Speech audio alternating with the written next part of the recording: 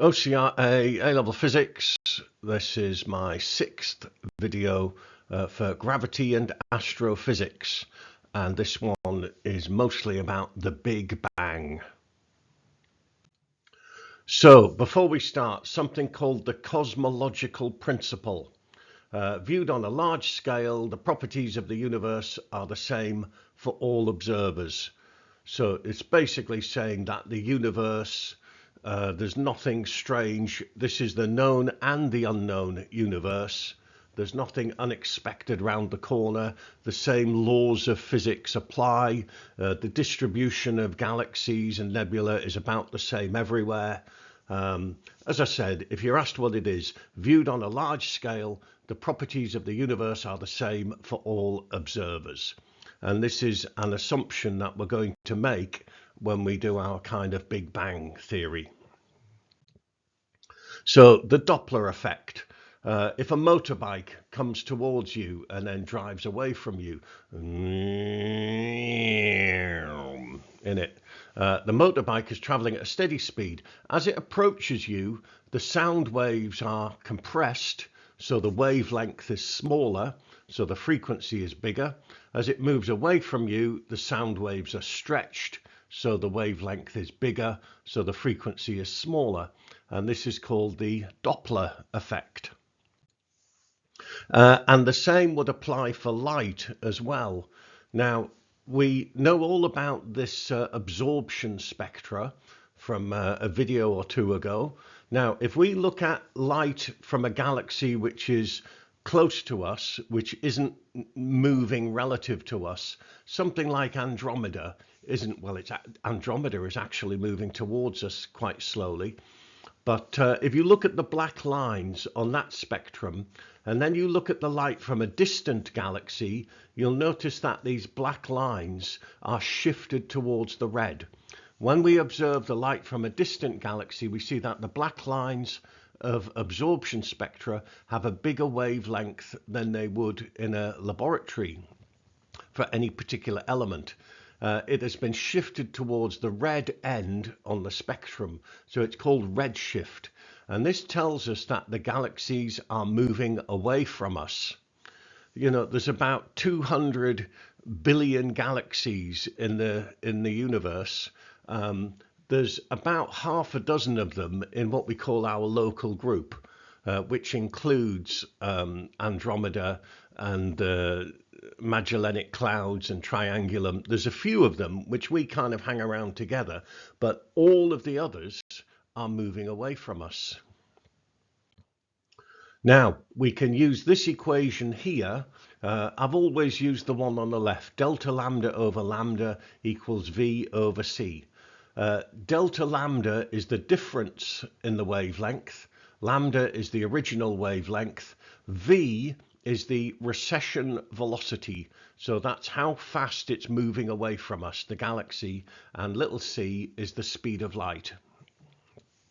So, do you want to have a go at this question here? Hydrogen alpha is 656 nanometers. Now, from a distant galaxy, it appears to be 674 nanometers. So it's bigger wavelength. Calculate the recession velocity of the galaxy. So using that equation, there you go, 8.2 times 10 to the 6 meters per second, which, note, is not slow. Yes, that's pretty typical. The equation that you're given on your formula sheet actually includes frequency as well. Edwin Hubble was an American astronomer, and basically what he did was he measured how far away lots of galaxies were. There's various ways that you can do that using things called standard candles, which you don't need to know. So you know how far away the galaxies are, and he worked out their recession velocity and he plotted a graph. So this is recession velocity against distance. And what did he find? Well, he got a straight line. Okay, Hubble's law. Hubble's law says that the recession velocity is proportional to the distance, and the constant in there is the Hubble constant. H naught is the Hubble constant. So looking at my other graph here, you've got velocity against distance. So this little snail isn't moving very quickly, it's not far away. The guy running is moving a bit faster, so he's further away, etc. And the Hubble constant, if you're given a value for it in the exam, it'll be probably either 69.8 kilometers per second per megaparsec, or 2.3 times 10 to the minus 18 seconds to the minus 1. And this is the Hubble's law and the Hubble constant. Excuse me. Now, if all of these galaxies are moving away from us, we're not special. They're actually moving away from each other. So all of these galaxies are moving away from each other. And that means that in the past, they must have been closer together. And so that means that the universe must be expanding. Yes? And so we get to this Big Bang theory. At some time in the past, the universe began expanding rapidly and has been expanding rapidly ever since. The Big Bang theory isn't there was nothing and then all of a sudden, bang, the universe happened and it blew up like a big explosion. No, the Big Bang theory is that at some time in the past, the universe began expanding very rapidly and it has been expanding ever since. That is the Big Bang theory. So, velocity against distance. And basically this jet is further away because it's traveling faster. The snail isn't very far away because it's traveling slower. Now the gradient of this graph, which is the Hubble constant, is v over d. Now we have velocity as distance over time, so time is distance over velocity, d over v. Therefore, the time, which is when all of these objects started moving away, is the age of the universe, or the time at which the Big Bang happened, is 1 over the Hubble constant. So the age of the universe is 1 over the Hubble constant, and the best estimate now is about 13.7 billion years. So the universe is 13.7 billion years old.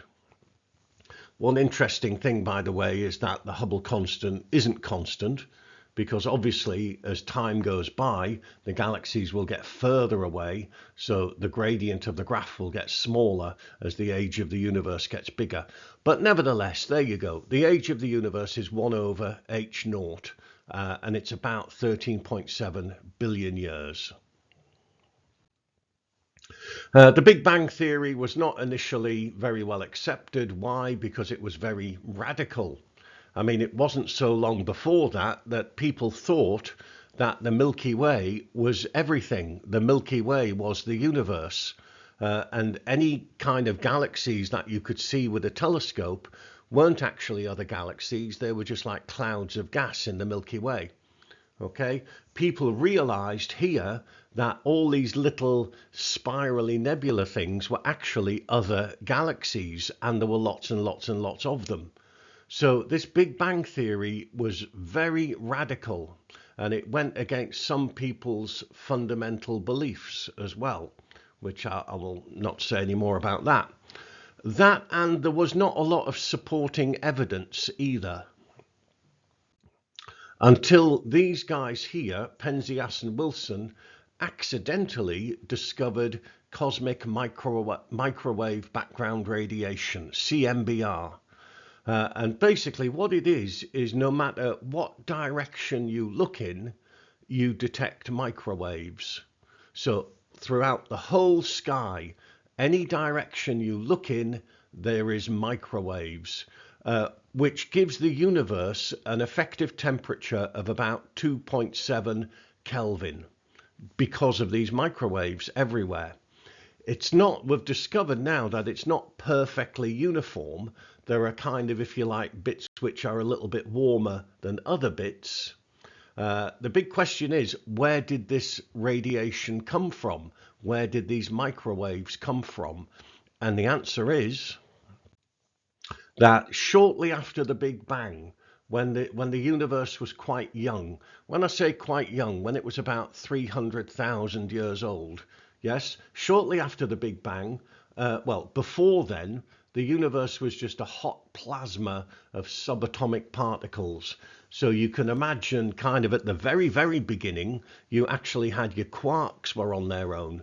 But shortly after that, you had just protons and electrons and other bits and pieces whizzing around, a hot plasma of subatomic particles. Very, very hot, very, very dense, much more uniform than it is now. Then, when the universe was about 300,000 years old, as the universe got bigger and bigger, it got cooler and cooler. And at that point, the first atoms could form. In other words, electrons could actually be trapped in orbit around a proton. And when that happened, well, atoms can absorb and emit radiation. So the spaces between the atoms became flooded with ultraviolet. As photons could travel freely through space for the first time. So we had the very first hydrogen atoms and then lots and lots of ultraviolet whizzing around between them. Now, that radiation, well, what's happened? Well, it isn't ultraviolet anymore because as space has expanded, then the ultraviolet has been shifted by about a factor of 1,000 and it has become microwaves. So this ultraviolet radiation has become microwaves, filling the space between everything, and that is our cosmic background radiation. And it is evidence that the universe used to be much, much smaller and much, much hotter, and it has been getting bigger. So it is supporting evidence for the Big Bang theory. Okay, dark matter. Now, what is dark matter? How do we know it exists? Well, we know it's there from its gravitational effects. It doesn't emit light, we can't see it. However, when we look at the rotation of galaxies and we work out the mass of the galaxy and how the mass is distributed, there must be a lot of mass there that we can't see. When we look at the motion of galaxies within clusters, apparently it's the variations in CMBR has something to do with this, there is evidence that there is much more matter in the universe than we can see, and it has been called dark matter. Apparently a lot of this might be black holes that formed very, very early on when the universe was evolving. So that's dark matter. Now, the universe is expanding, and there are three possible futures. It could continue to expand forever, getting bigger and bigger and bigger. It could expand at a decreasing rate because gravity is pulling everything back in, and it could just then stop. Or it could expand and then stop and then come back in again, and then you get what we call a big crunch as the whole universe pulls back in again, crunch, and maybe there's another Big Bang after that. Well, we know now, scientists reckon that it's going to keep expanding forever. And in fact, scientists have discovered that the rate of expansion is actually increasing. In other words, it's expanding faster and faster. So there must be something which is pushing all of these galaxies away from each other. And it's very poorly understood. It's some kind of a negative gravity, and it's called dark energy. It has been called dark energy, and it's the reason why the universe is expanding faster and faster. So dark energy, it's like a repulsive gravity that only acts on very large masses like galaxies. It's like a negative gravity, but it only acts on very, very large masses. Now, one thing is, of all of the mass and energy in the known universe, 68% is dark energy, 27% is dark matter, 5% is the stuff that we actually can see, that we know about, ordinary matter.